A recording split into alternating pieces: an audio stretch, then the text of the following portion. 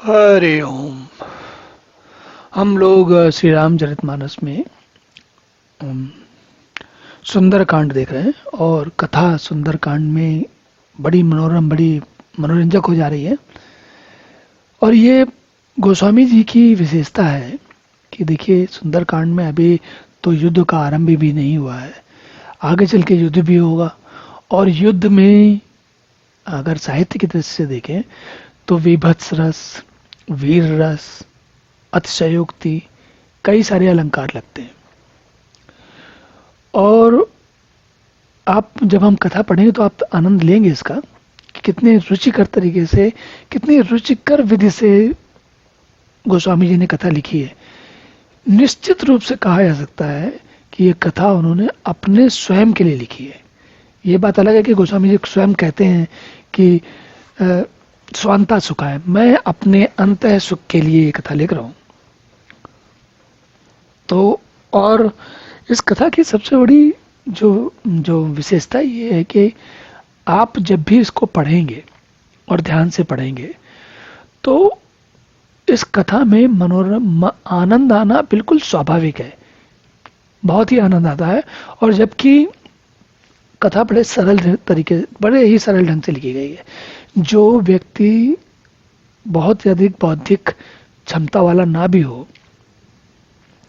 तो भी वो कथा का आनंद पूरा पूरा ले सकता है। और किसी को अपनी बौद्धिक क्षमताओं पर बहुत उसको लगता हो कि उसके पास बहुत क्षमताएं हैं, तो उसके लिए भी बहुत सारी सामग्री है यहाँ पर, ऐसा नहीं है। तो ये कथा एक ऐसी है कि सरल से सरल व्यक्ति और समझदार से समझदार व्यक्ति सबको एक जैसा आनंद देगी। चलिए अब कथा देखते हैं आगे। तुरत नाय लक्ष्मण पद माथा, चले दूत वर्णत गुण गाथा। कहत राम जसु लंका आए, रावण चरण शीस तिन आए। लक्ष्मण जी के चरणों में शरण मस्तक निभाकर जो दूत आए थे, जिनको पकड़ के वानर लोग मारने लगे थे, उनको मस्तक नवाकर श्री राम जी के गुणों की कथा का वर्णन करते हुए, देखिए श्री राम जी कितने कितने कितने अधिक गुणवान हैं, कैसे हैं।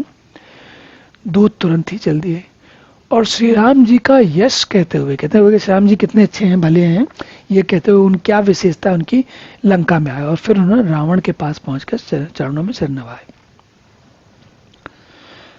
बेह से दसानन पूछी बाता, कहस न सुख आपन कुशलाता। पुण्य कह खबर विभीषण केरी, जाय मृत्यु आई रति नेरी। रावण ने हंसकर बात पूछी और पूछा, रावण ने उससे, सुख जो दूत था उसका नाम सुख था, सुख से पूछा अपनी कुशल क्यों नहीं कहता, क्या किया तुमने। फिर उस विभीषण का समाचार भी सुनाओ जिसकी मृत्यु निकट आ गई है, वो मरने वाला है। करत राज लंका सट त्यागी, हुई है जब कर कीट अभागी। पुन कह भालू की से कटकाई, कठिन काल प्रेरित चले आई। मूर्ख ने राज्य करते हुए लंका को त्याग दिया। कह रहे अभागा, जब जौ का कीड़ा जो है घुन बनेगा तो जैसे घुन के साथ, जौ के साथ घुन पिसता है, वैसे ही ये भी पिस जाएगा, वैसे ही नर वानरों के साथ ये भी मारा जाएगा। फिर और ये भी बताओ कि भालू और वानरों की सेना क्या करने वाली, जो अपना जीवन का, जिसको मोह त्याग दिया है और वो हमारा भोजन का काम बनने वाले हैं। तो रावण अभी इस भाव में है कि उसे, रावण को समझ में नहीं आ रहा है कि उसके साथ क्या होने वाला है। या यूं भी कह लें, समझ में आ भी रहा है तो भी दंभी व्यक्ति कुछ ऐसी ही बात करता है। कहते हैं, जिनके जीवन कर रखवारा, भयो मृदुल चित सिंधु बिचारा। कहो तपसिन कह बात बहोरी, जिनके हृदय त्रास अतिमोरी। और जिनके, अभी रावण अभी और कह रहे हैं, क्या कहते हैं, जिनके जीवन कर, जिनका जीवन का रखवाला कोमल चित्त वाला बेचारा समुद्र बन गया है, समुद्र के कारण बचे हुए, नहीं तो अब तक तो हम सारे राक्षस हमारे मार के खा गए होते। और उन तपस्वियों की बात भी बताओ जिनके बारे में मेरे कहा जाता है कि मेरे हृदय में बड़ा डर है, कहा जाता है, कहते हैं ना तथाकथित। तो ऐसा कह रहा है वो रावण, ऐसा कह रहा है जैसे लग रहा है कि वो डर, उसे डर नहीं है, लेकिन लोग समझते हैं कि उसको डर है। ओ की भाई भेंट की फिर गए, श्रवण सुनी मोर, कैसे नृप दल तेज बल, बहुत चकित तोर। उनसे तेरी बात, उन सबसे तुम्हारी भेंट हुई कि नहीं हुई, या वो ये बात जान के कि मैं कितना वीर हूं, वो बात दूर से लौट गए। अब शत्रु सेना का तेज और बल क्यों नहीं बतलाते? और तेरा चित्त, तेरा जो मुख है, मुखमंडल है, वो ऐसा चकित भौचक्का सा क्यों हो रहा है? मतलब ऐसा क्यों हो रहा है कि जैसे तुमने कोई विचित्र चीज देख ली हो। अब देखिए आनंद की बात देखिए। दूत को पता है रावण का स्वभाव कैसा है, तो कहता है, नाथ कृपा करी पूछूं जैसे, मानो कहा क्रोध तज जैसे, मिला जाए जब अनुज तुम्हारा, जाते ही राम तिलकते ही सारा। अब दूत कह रहा है, जितने उपहास करके या परिहास करके या हास करके आप जितना मजाक उड़ाते हुए आप पूछ रहे हो, अब मेरी बात को भी आप उसी भाव से सुनना और उसी हिसाब से करना। तो दूत क्या कह रहा है? दूत को पता है रावण क्या करने वाला है, तो वो पहले अपनी सुरक्षा के लिए कह रहा है कि आपने जितने आनंद मदन की बात की, तो मैं बताता हूं आपको, अब आप इसी आनंद वाले के भाव में रहना। कहते मिला जाए जब अनुज तुम्हारा, आपका जब अनुज वहां पहुंचा तो जाते उन्होंने श्री राम जी ने उसका राज तिलक कर दिया, मतलब उसे राजा बना दिया। रावण दूत हमें सुन काना, कपिन बांधी दीने दुख नाना, श्रवण नासिका काटे लागे, राम शपथ दीने हम त्यागे। तो उन्होंने दूतों ने बता दिया कि भाई हमने, जब रावण के दूत हैं ये बात जानकर वानरों ने हमको बहुत कष्ट दिए, पर यहाँ तक कि तो हमारे नाक कान काटने लगे। तब लेकिन श्री राम जी की शपथ दिलाई तो उन्होंने हमको छोड़ दिया। और पूछे नाथ राम कटकाई, बदन कोट सत बरन न जाई, नाना बरन भालू कपिधारी, विकटानन विशाल भयकारी। और हे नाथ, आपने श्री राम जी की सेना पूछी, तो वो तो 100 करोड़ मुखों से भी बता नहीं सकते, इतने बहुत सारे मुख लगेंगे तब बता पाएंगे। कहते हैं ना, बहुत सारे मुंह से भी ये बात नहीं हो पाएगी। कहते हैं अनेकों रंगों के भालुओं और वानरों की सेना है, जो कि भयंकर मुख वाले, विशाल शरीर वाले और भयानक हैं। देखिए राक्षसों का हम जानते हैं, उनका शरीर बड़ा होता है, मायावी, कभी बड़े जाते हैं कभी छोटे आते हैं। राक्षसों का शरीर भी विशाल का है। पर दूत ये बता रहे हैं कि वो जो उधर वानर हैं, वो वानर भी साधारण वानर नहीं है। ऐसे नहीं है जिनको आप गली चौबारे में जो दिखते हैं वैसे वाले वानर नहीं है वो। ये तो बहुत बड़े बड़े आकार के, गोरिल्ला से भी बहुत बड़े आकार के, और इतने बड़े बड़े कि हाथियों से भी बड़े बड़े वानर हैं, भालू हैं। जहीं पर दह हुआ सुत तोरा, सकल कपिन महु ते बल थोरा, अमित नाम भट कठिन कराला, अमित नाग बल विपुल बसाला। जिस वानर ने नगर को जलाया और आपके पुत्र अक्षय कुमार को मारा, उसका बल तो बाकी सारे वानरों में कोई विशेष नहीं है। असंख्य नामों वाले बड़े ही कठोर और भयंकर योद्धा, उनमें एक से एक असंख्य हाथियों का बल है, और वे बहुत ही बड़े विशाल हैं। दिव्य मयंद नील नल, अंगद गद विकटास, दधिमुख के हरि निसठ सठ, जामवंत बलरास। उनके नाम बताए हैं, दिव्य मयंग, नील, नल, अंगद, गद, विकटास्य, दधिमुख, केसरी, निसठ, सठ और जामवान। कहने रहे ये सब एक से एक बल की राशि है। एक सब सुग्रीव समाना, इन सम कोटिन गनई को नाना, राम कृपा अतुलित बिलित नहीं, त्रिंड समान त्रैलोक ही गनई। ये सब वानर बल में सुग्रीव के समान है, और इनके एक जैसे नहीं, बहुत सारे करोड़ों हैं। उन बहुतों को गिनना मुश्किल है, इतनी वहां तो बहुत बड़ी सेना है। श्री राम जी की कृपा से उनमें अतुलनीय बल है। वैसे तो वो वैसे ही विशाल का है, और उसके ऊपर भी क्या है कि राम जी की कृपा है उनके ऊपर, तो उनके पास बल भी अतुलनीय है। और वो सारे इतने बड़े बड़े वानर हैं कि तीनों लोगों को तृण के समान, जो छोटा सा तृण मतलब तिनका होता है, उसके समान साधारण समझते हैं, कुछ समझते नहीं। और असमय सुना सबन दस कंदर, पद्म 18 जूत बंदर, नाथ कटक में सो कपि नाही, जो न तुम्हें जीता है ननमाही। हे दशग्रीव, मैंने देखा तो नहीं लेकिन मैंने कानों से सुना है कि 18 पद्म तो अकेले वानरों के सेनापति हैं। हे नाथ, उस सेना में ऐसा कोई वानर नहीं जो आपको रण में न जीत सके। अब ये देखिए, यहाँ पर तुलसी का साहित्य का एक रस हमको बार बार मिलेगा। वो कहते हैं अतिशयोक्ति अलंकार मिलेगा। अतिशयोक्ति में क्या होता है कि बात कभी कभी बहुत अधिक बढ़ा चढ़ा कर कही जाती है, लेकिन एक इसका दूसरा पक्ष भी है। तो हम कथा का आनंद दोनों प्रकार से लेंगे। कैसे? जो अतिशयोक्ति अलंकार है उसका भी आनंद लेंगे, और अतिशयोक्त अलंकार जो मन में भाव उत्पन्न करता है उसका भी आनंद लेंगे, और ये भी जानेंगे कि हम इस धरती पर रहने वाले जो मनुष्य हैं उन्होंने विज्ञान ने अभी तक जो कुछ देखा है, जो जाना है, वो बड़ा सीमित है। अभी बहुत कुछ हमें जानने को, हमने जो कुछ देखा जाना हम उसे समझते हैं। उदाहरण के लिए केवल एक इतनी ही बात कहूंगा, यहीं पर मैं रोक देता हूं, कि जो डायनासोर हुए हैं वो बहुत बड़े बड़े आकार के हुए हैं, आज के समय में पृथ्वी पर कहीं नहीं दिखते, लेकिन उनके जो कंकाल मिले हैं उससे हमें पता लगता है उनके आकार कितने बड़े थे।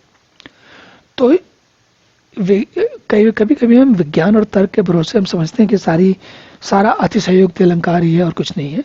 ऐसा कहना भी हमेशा सही नहीं होता। क्यों? कथा का दूसरा पक्ष ये भी है कि ऐसी हमने देखे नहीं है, लेकिन हमें आज के समय में पता है, पक्की तौर पे पता है कि इतने बड़े बड़े विशालकाय डायनासोर हुए हैं। तो अगर डायनासोर हो सकते हैं तो और भी बहुत कुछ हो सकता है। तो इस बात को हमें ध्यान में रखना है। परम क्रोध में जहीं सब आता, परम क्रोध में जहीं सब हाथा, आयस पै न दे रघुनाथा, सो सही सिंधु सहित जिस प्याला, पूरे न तब भारी कुदर विशाला।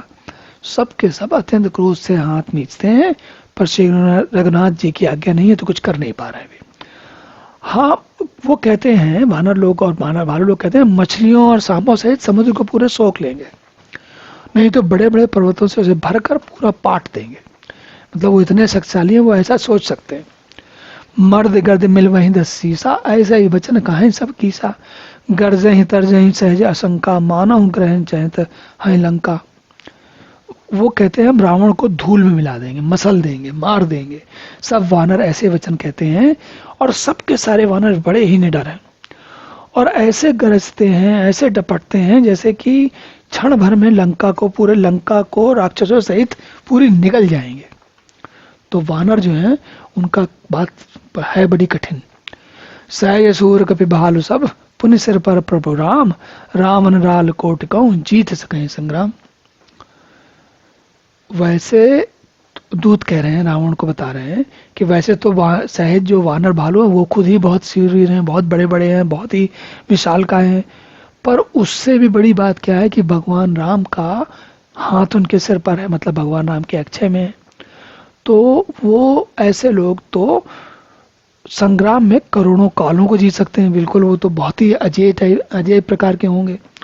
राम तेज बल बुद्धि विपलाई, से सहित सत सकई न गाई, सकसर एक सोच सत सागर, तब भ्रातव पूछे न नागर। श्री रामचंद्र जी के तेज बल और बुद्धि की अधिकता को लाखों शेष भी नहीं गा सकते।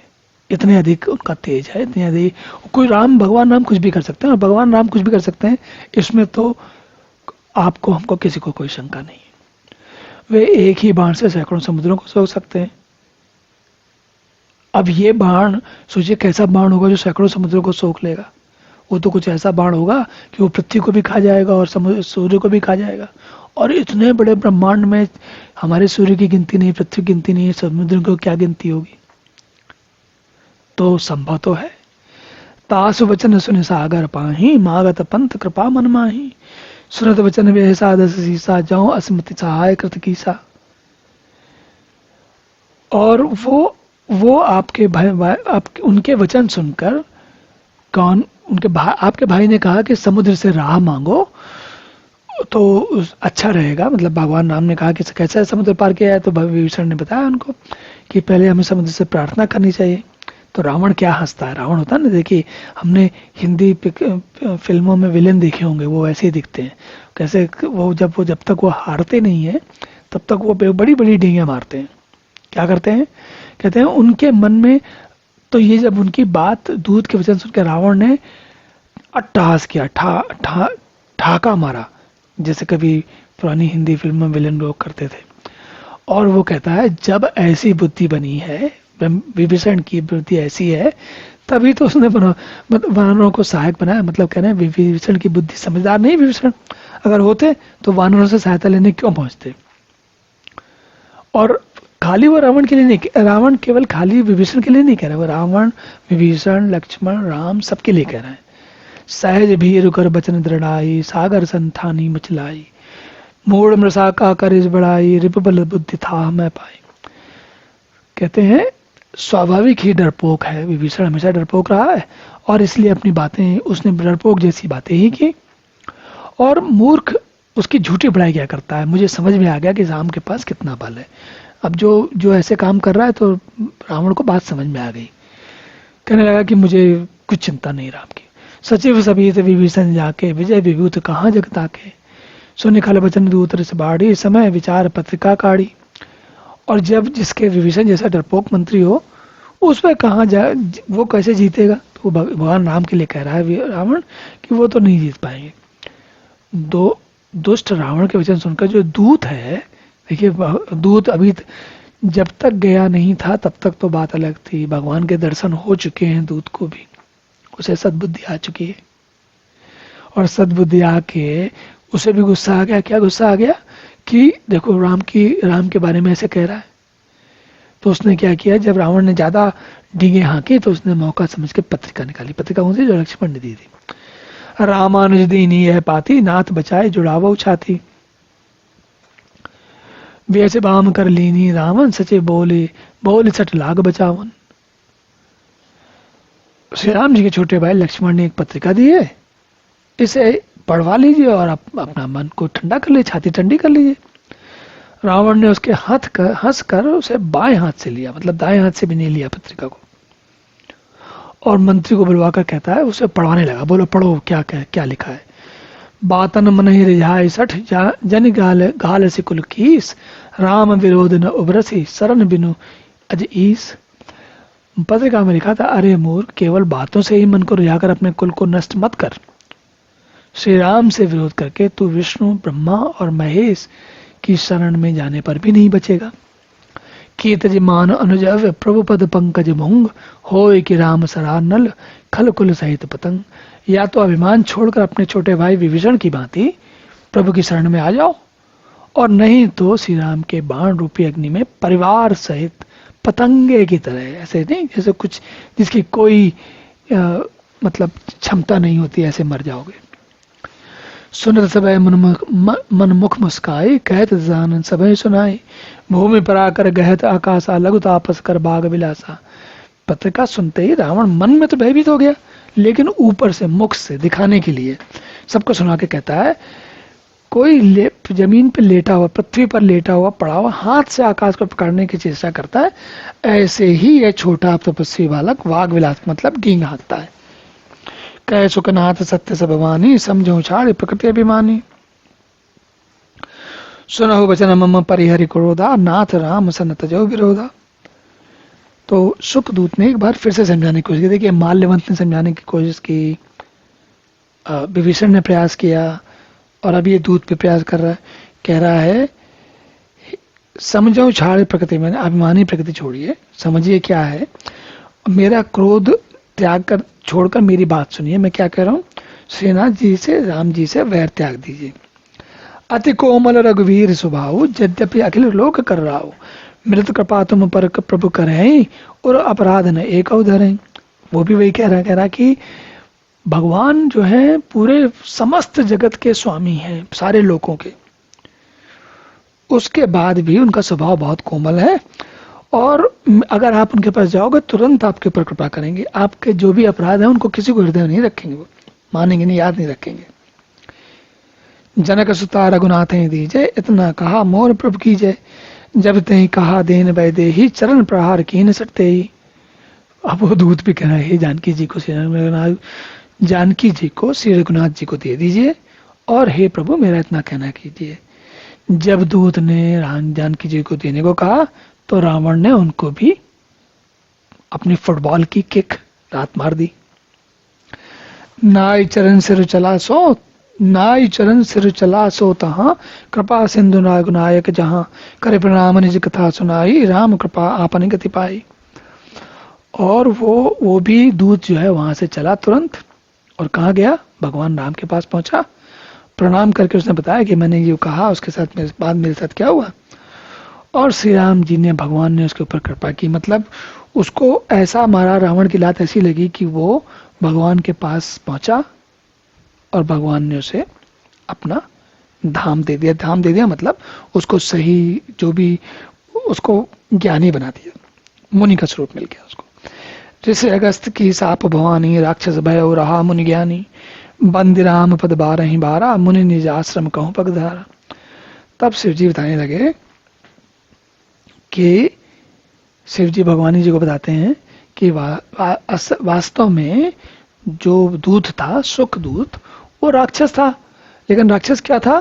क्योंकि वो अगस्त ऋषि के साथ किसी का कोई ज्ञानी मुनि था, और उसने अगस्त ऋषि के साथ कुछ ऐसा कर दिया कि उन्होंने श्राप दिया था, तो उसी श्राप के कारण वो राक्षस बना था। लेकिन जब भगवान के चरणों में दोबारा पहुंचा तो भगवान सब सारे श्रापों से मुक्त हो गया, और फिर वो मुनि अपने आश्रम को चला गया, मतलब जहां पर भी उसका आश्रम था वहां चला गया। चलिए, ये कथा तो मनोरंजक, बहुत ही मनोरंजक है, आगे भी चलेगी। अगले सत्र में इसके आगे पुनः मिलेंगे, तब तक के लिए हरि ओम।